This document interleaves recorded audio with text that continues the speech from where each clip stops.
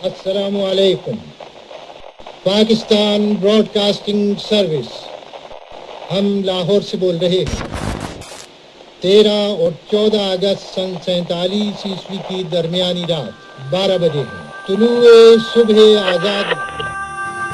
There is no power on earth that can undo Pakistan.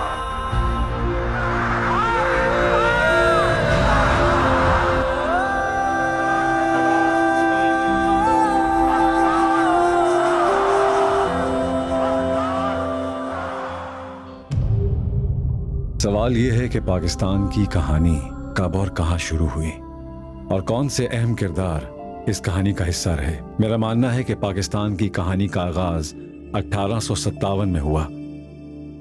इस कहानी के इस दौर के दो अहम किरदार बहादुर शाह जफर और सर सैयद अहमद खान थे।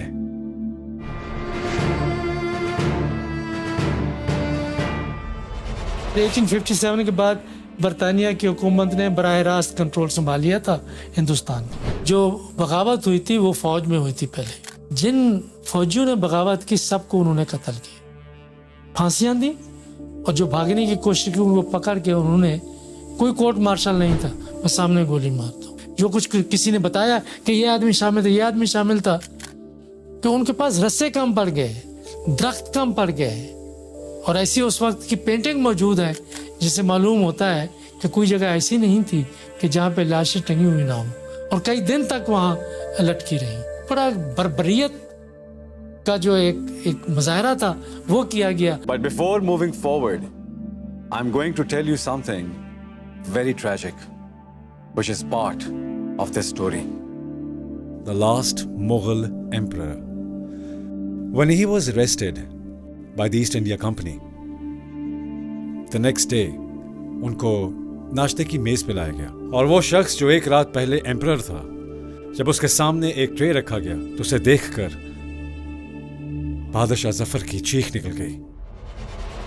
जिस वक्त बहादुर शाह जफर को गिरफ्तार किया गया तो 3 शहजादे उस वक्त मौजूद थे। फिर ये हुआ कि नाश्ते में आप जिस तरह से सुबह को अंग्रेज को ट्रे में बिस्किट है, चाय है, नाश्ता रख के देते हैं, तो सुबह के वक्त ट्रे में ऊपर कपड़ा डाला हुआ था और शहजादे और शहजादियों के सर थे सिर्फ दिल दुखाने के लिए। उनके खिलाफ मुकदमा चलाया गया 5-6 महीने के बाद। अब देखें मुकदमा क्या है कि बादशाह है, मालिक है हिंदुस्तान का, उस कह रहे हैं इसने गद्दारी की है। गद्दारी के मुकदमे में उन्होंने उनको उम्र कैद की सजा दी और ये किया कि इसको मुल्क से भी निकाल दो, जला वतन कर दो। So now we know how brutal was British Raj and why Sir Syed Ahmad Khan felt that he has to do something for his fellow Muslims. अगर Sir Syed Ahmad Khan वो सब ना करते जो उन्होंने किया तो आज पाकिस्तान ना होता। अच्छा, फिर इसी दौर में हम देखते हैं कि सर सैयद अहमद खान मुसलमानों के लिए एक रोशनी का मीनार नजर आते हैं। देखिए, उससे पहले कॉन्सेप्ट ही नहीं है कि मुसलमानों के साथ पॉलिटिकली, इकोनॉमिकली कोई ज्यादती हो रही है, या ये रियलाइजेशन भी कि आपकी को पैरिटी में नहीं डील किया जा रहा एक सोसाइटी के अंदर। इसको कहने के लिए भी तो एक कॉन्शियसनेस की जरूरत थी, एक विजन की जरूरत थी, एक थॉट की जरूरत थी। ही वाज द वन जिसने वो थॉट हमें दी उस वक्त। लेकिन फिर सर सैयद मुसलमानों को सियासत में आने से क्यों रोकते थे? Now I understand why Sir Syed didn't want Muslims to come in politics, because he wanted them to learn the rule of the game.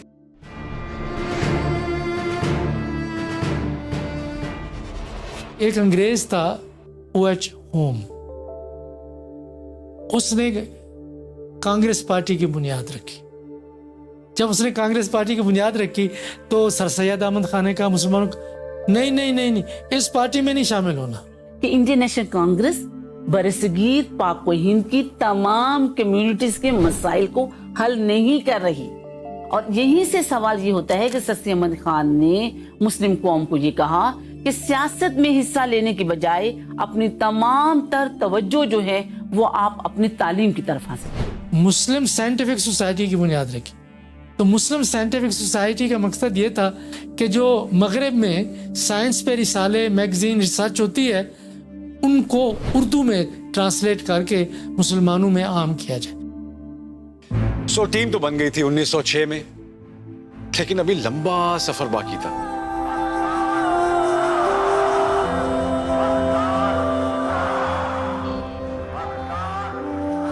जब नींद से जागे सारे, कोई और था मालिक घर का, पैरों में और किसी के था ऊंचा शिमला सर का।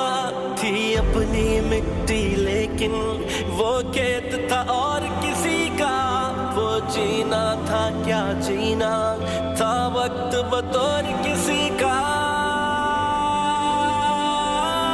कुछ जुल्म थे के ऐसे, एक आग लगी सीने में, मिलकर जब बने थे ताकत, जब मकसद था जीने में, जब पास नजरिया था अपने फिर रोक सका ना कोई। मिलकर एक एक झोंका आखिर तूफान बना था, यूं पाकिस्तान बना था, यूं पाकिस्तान बना था। मिलकर एक एक झोंका आखिर तूफान बना था, यूं पाकिस्तान बना था, यूं पाकिस्तान बना था, यूं पाकिस्तान बना था।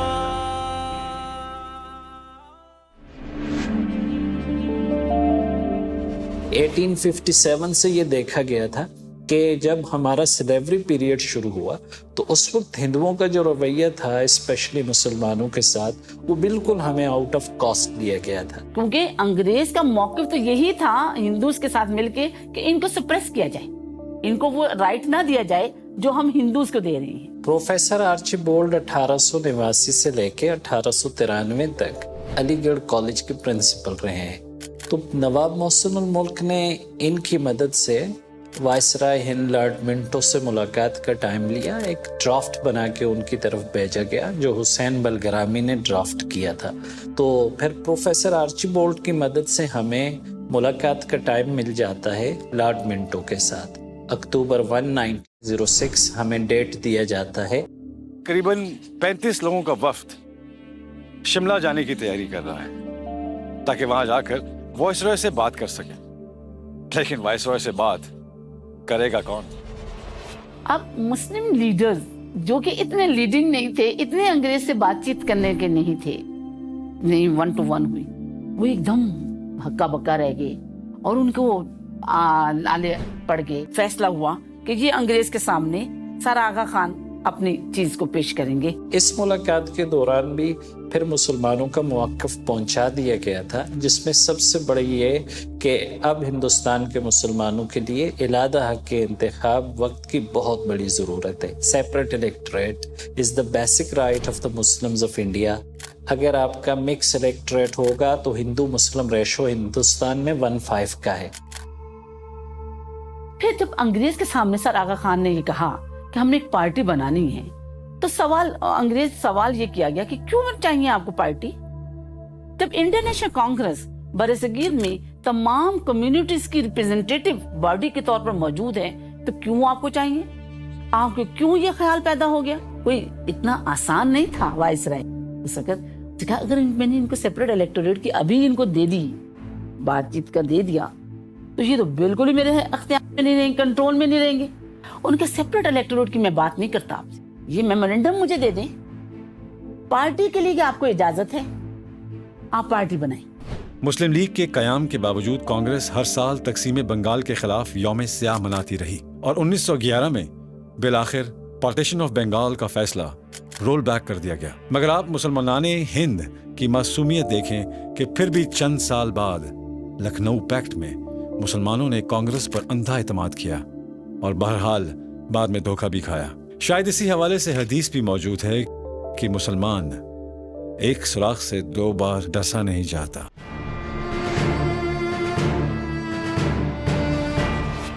तारीख के सबसे अहम जलसे से खिताब करने के लिए जिन्ना लाहौर पहुंच गए, लेकिन वो जलसागाह में जाने के बजाय अस्पताल चले जाते।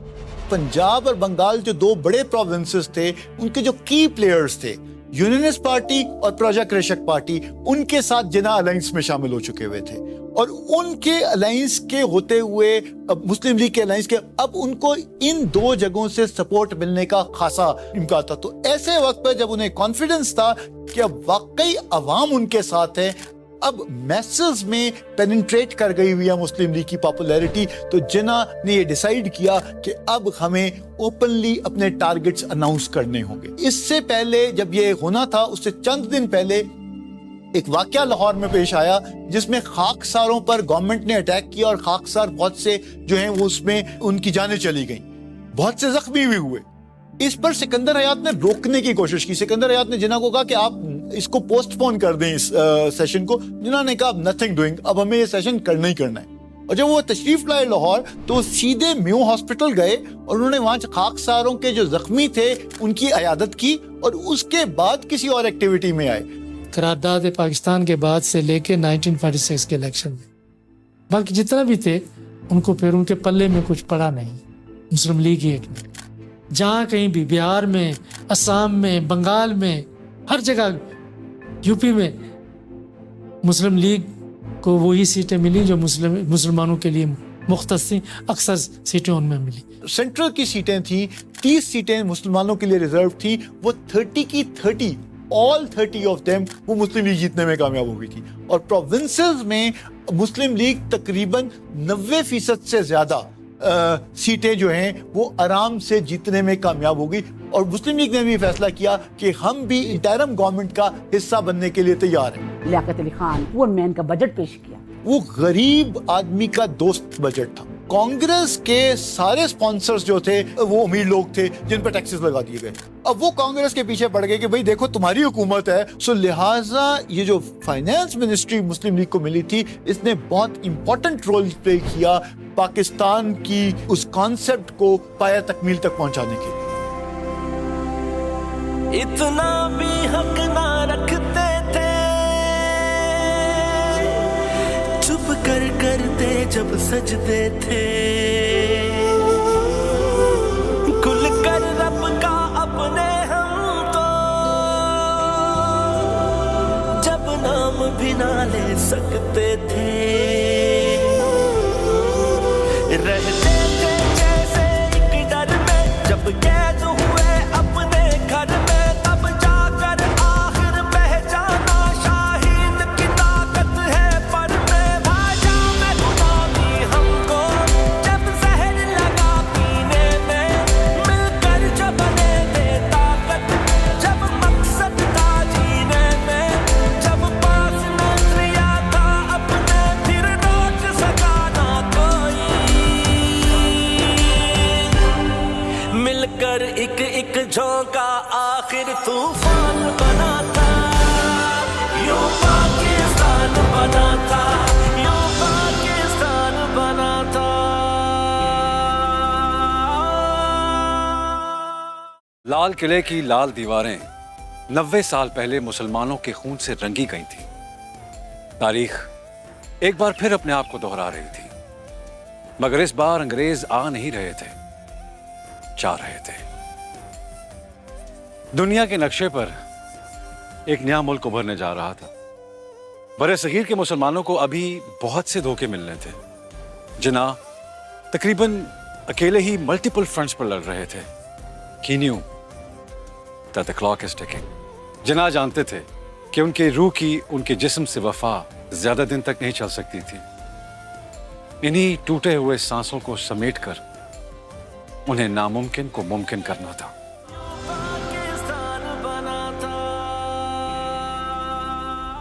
कायद-ए-आज़म के लिए there was a race against time.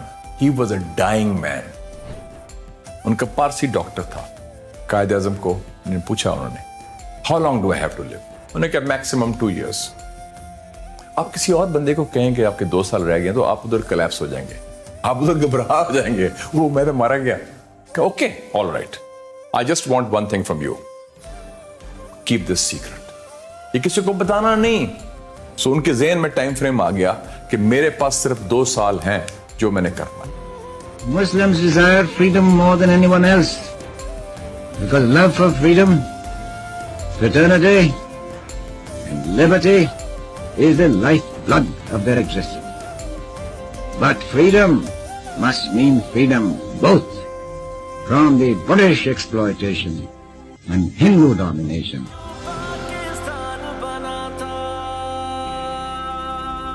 Congress leadership जो है उसको शिकायत थी कि लॉर्ड वेवल के दौर में कायदे आज़म और मुस्लिम लीग का केस, पाकिस्तान का केस आगे बढ़ गया और वो कह रहे थे ऐसा कोई वायसराय इंडिया का होना चाहिए जो मुस्लिम लीग को सप्रेस करे और कांग्रेस की बात यूनाइटेड इंडिया वाली को मेंटेन करे। तो उन्होंने लॉबी किया और साजबाज करके लॉर्ड माउंटबेटन को उन्होंने यहाँ बुलाया। नेहरू के साथ माउंटबेटन की पुरानी दोस्ती थी और आते साथ वो नेहरू से मिलता है और अपनी बेसिक फर्स्ट ब्रीफिंग जो है वो नेहरू से लेता है। 5 अप्रैल को कायदे आज़म को माउंटबेटन मिला है तो कायदे आज़म ने उसको लाजवाब कर दिया। लॉर्ड माउंटबेटन ने सवाल कायदे आज़म से ये किया कि मिस्टर ना why you are demanding the division of India which the Congress thinks it is the vivisection of our mother cow. कायदे ने कहा my lord, when in 1932 Burma was separated from India, was not that a vivisection of mother cow India? Mountbatten कहता है मेरे पास जवाब नहीं था। फिर माउंटबेटन ने एक और सवाल किया, कहा मिस्टर जना can you name any 2 countries in the world where historical background and some cultural similarities, they are similar but still they are separate and distinct countries? तो कायदे ने कहा my Lord I can name many countries, what do you think of America and Canada? यहाँ पर ही Mountbatten उसका जवाब नहीं दे सका। उसने शाम को जो report secretary of state for India को भेजी, उसने कहा जिन्ना ने मुझे लाजवाब कर दिया, इसलिए अब मैं उसके सामने इतनी बात नहीं कर सकता।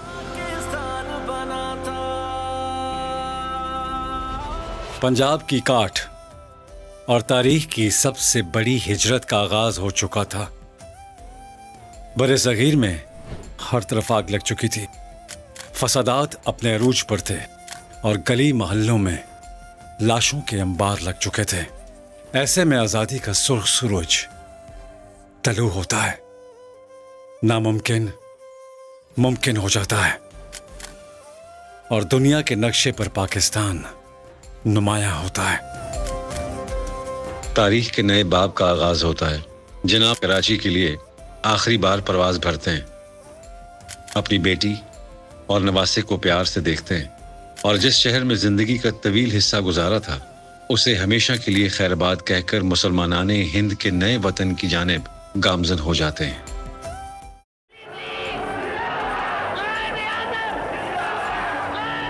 आप आजाद हैं, आजाद रहें।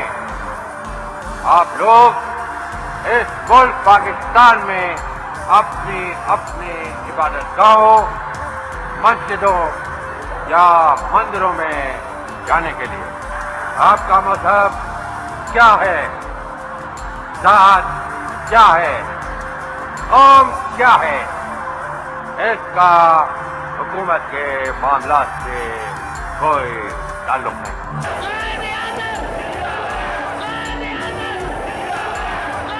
जो कौमें अपनी तारीख भुला देती हैं, उन कौमों का मुस्तकबिल तारीख होता है। हमने अपने हीरोज को बताना है कि हम उन्हें भूले नहीं।